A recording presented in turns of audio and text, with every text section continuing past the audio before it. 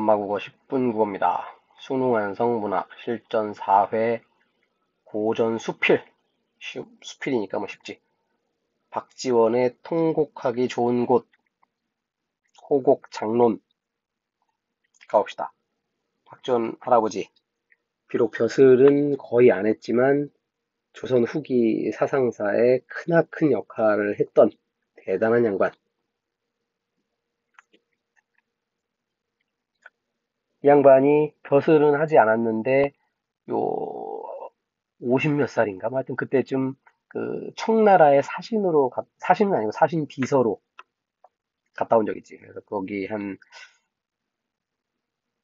3개월인가 6개월인가 하여튼 갔다 오고 나서 열하일기라는 일기를 썼지.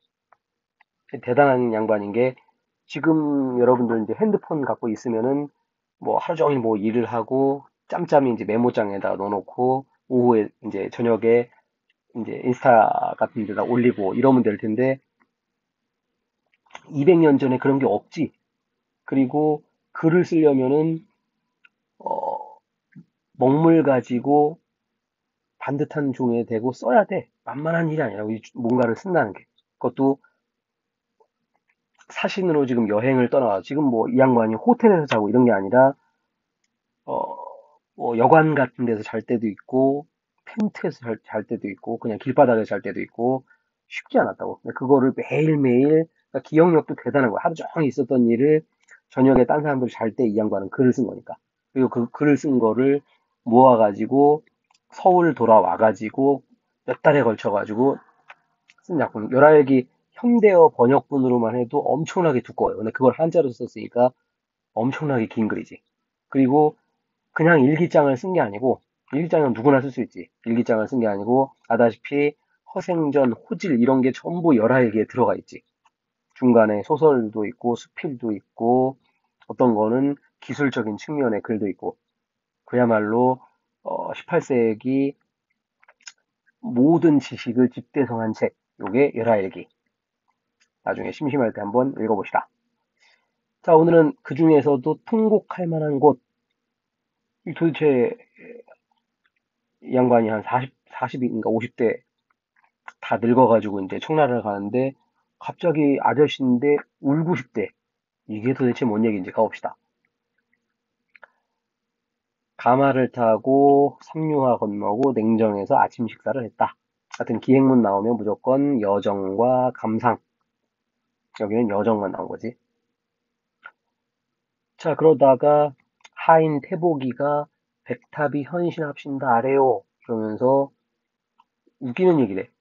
하얀 탑인데, 하얀 탑이 인사하러 왔다. 아니고 우리가 이제 하얀 탑 쪽으로 가는 건데 의인법으로 표현한 거지. 그러니까 그만큼 멋진 곳을 얘기하고 싶다. 그런 얘기지. 자, 백탑은 보이지 않았는데 산기슭을 벗어나자 눈이 어찔어찔하면서 어지럽게 오르내린다. 인간의 삶이란 본래 의지할 데가 없으며 하늘을 머리에 이고 땅을 발로 디디면서 살아갈 수밖에 없음을. 자, 대단히 단순한 얘기고 당연한 얘기인데 그거를 잊고 사는 사람들이 많지. 사람이라는 게 그냥 땅 딛고 여기서 하늘을 이고 살아가는 그냥 개인적인 존재일 뿐이야. 그거를 이제 깨달았다 하는 얘기지. 근데 사실 이 조선, 그 당시엔 조선이고 지금 대한민국은 어디를 둘러봐도 다 산이 있지. 그래가지고 눈이 탁 트이는 게 없는데 요동 벌판을 보니까 탁 트여가지고 이런 걸 느낄 수 있었다. 그래놓고 뭐라고 하냐면 통곡하기 좋은 장소구나.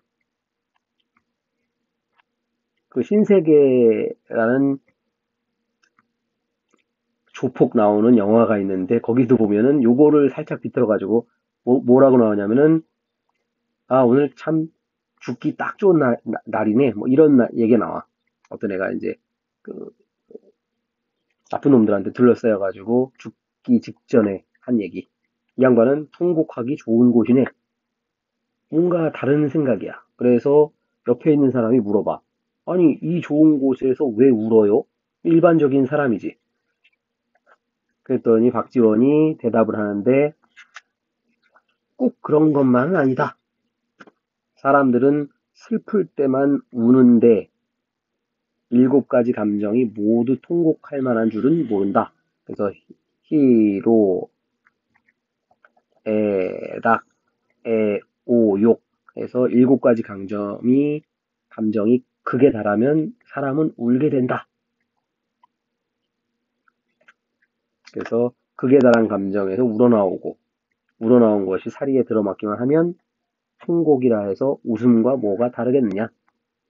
우리도 특히 뭐 올림픽이라든가 아니면 월드컵 같은데 결승전에서 이기고 나면은 뭐 아저씨들인데도 막 우는 사람들, 특히 축구 선수 손흥민이 잘 울지.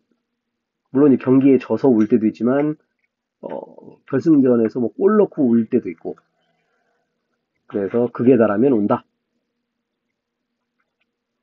그 사람들이 사람 죽었을 때 진정성 없이 우는 이런 울음도 울지만 지극하고 참된 목소리라면 울 수 있다.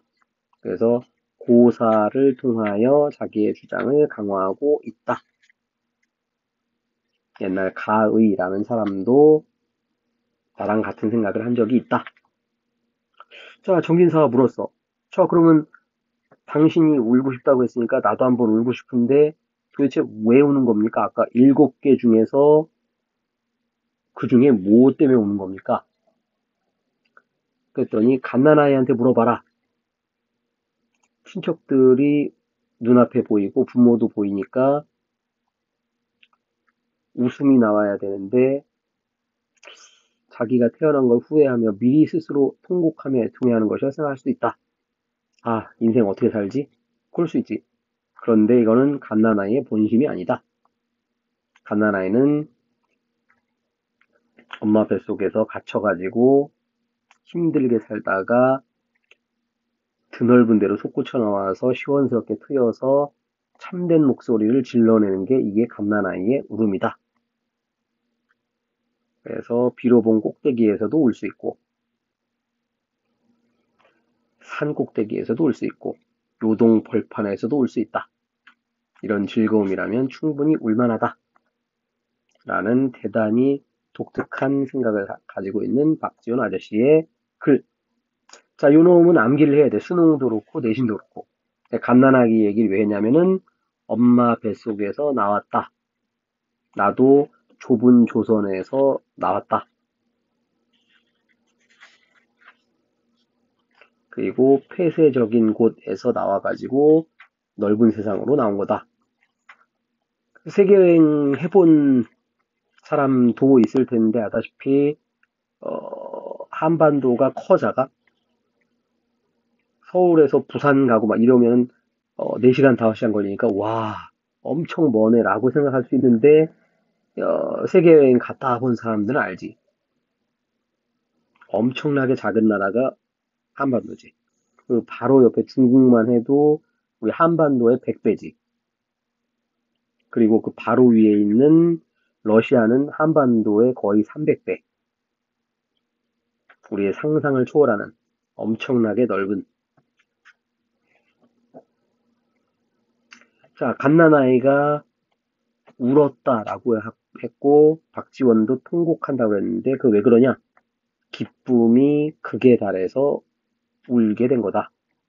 자, 여기는 수능 내신 둘 다 암기. 자, 거의 비슷한 얘기. 일반인들은 아이고 원더풀 이러고 끝나는데 박지원은 울고 싶다고 했고 일반적으로 사람들은 크라이가 슬픔에서 비롯되지만 박지원은 모든 감정에서 울 수 있다. 이런 게 바로 개성적인 사고다.